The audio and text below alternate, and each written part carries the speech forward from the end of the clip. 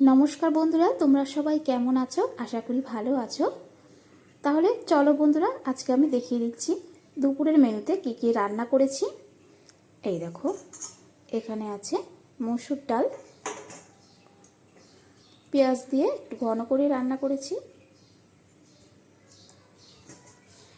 আর এখানে কি আছে বলো তো বন্ধুরা,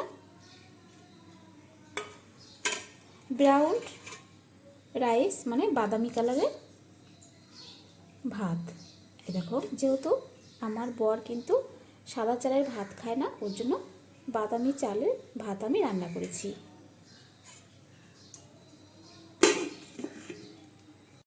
আর এখানে আছে সয়াবিন আলুর তরকারি। যেহেতু আমার মেয়ে কিন্তু কোনো সবজি খেতে চায় না, ওর জন্য আমি অল্প মশলায় সয়াবিনের তরকারি বানিয়েছি। এই দেখো, ও কিন্তু অল্প মশলা খেতেই পছন্দ করে। আর এখানে আছে দেখো বন্ধুরা, ঢেঁড়স ভাজা, কলা ভাজা আরও ছিল, সেটা আমার মেয়ে খেয়ে স্কুলে গেছে। ও কিন্তু কলা ভাজা খুবই পছন্দ করে। এখানে আছে কুমড়ো ফলির বড়া, এই দেখো।